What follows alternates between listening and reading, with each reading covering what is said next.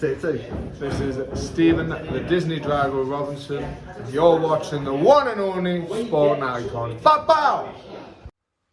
Okay, so I started to do a series on the heavyweight prospect watch. I've already done the likes of Jamie TKV and William Howe, so go check out those couple of videos. And I thought on this one I'll go outside the UK and talk about Richard Torrez Jr. Now, he's 23 years old. He's signed to Bob Arum's Top Rank. He's currently 5-0 with 5 knockouts as a professional. But of course, as an amateur, he's 23 years old, by the way, only 6'2". As an amateur, he won a whole heap of stuff. I mean, he got the bronze at the Olympic Games in Tokyo 2020. He lost to Jalolov in the final of that one. He got the bronze in the Pan American Games. He's got the gold in the Golden Gloves in 2017. He won the US National Championships twice in 2017 and 2018. He won the US Youth National Championships as well in 2014, 15 and 16. And he won he got the bronze in the Youth World Championships in 2016. So very, very well accomplished. And he's a southpaw as well. So he's going to be hard to get matched. And I think with Richard Torrez Jr., I mean, for me, you see, I follow him on Instagram and he's hilarious. He's proper funny. He really is. I mean, some of the videos that he puts out, I mean, quite honestly, I would love to see him and my pal Stephen Robinson just spend a couple of days together, and I'll just follow them both around with a camcorder. It would just be pure gold content. It really would. Them two are absolutely off their boxes. But Richard Torrez is a funny guy. You know, he's got like the 80s tash, and he wears like 80s style clothes or 70s style clothes. He kind of looks a little bit like he should be from an 80s top shelf movie, shall we say. Okay, I have to word it quite carefully there. But again, it's all deliberate. It's all part of his charisma. It's all part of his style and his wit. And anyway, as a heavyweight, a super heavyweight, of course, in the professional game, he is, I said, he's only 6'2".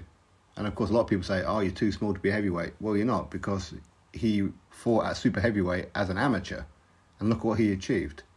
And as a pro, 5-0, 5 knockouts. And he hasn't been knocking over what most people would do, bin men, puddings, knockovers, journeymen. Okay, he hasn't been doing that. He's been taking on some pretty good fighters. In fact, one of them was a fight or two ago, was 13-2. And he was the first person to knock him out as well. But as I said, he's a southpaw, so it's going to be very, very difficult to get him matched. And based on his achievements as an amateur, and of course what he's done as a pro so far as well, I think we can quite quickly kind of see where it is that he's going. Now, don't get me wrong, I don't profess that anybody's going to go through their career undefeated. He's going to take a loss at some point. It's inevitable, right? As with all heavyweights, with all fighters usually. But right now, if you look at the American heavyweights out there, there's some good heavyweights.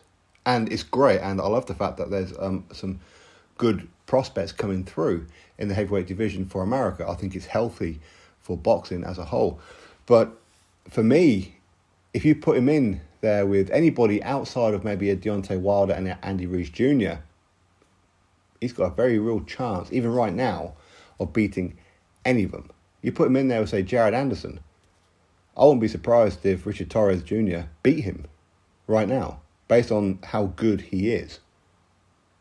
Now, of course, certainly you can put him in there with a Stephen Shaw, with a Jonathan Price, a Jerry Forrest. You can put him in there with all of these. Oh, maybe Michael Hunter. He may struggle with Michael Hunter at this stage. Maybe. But again, Michael Hunter has a very good amateur background himself.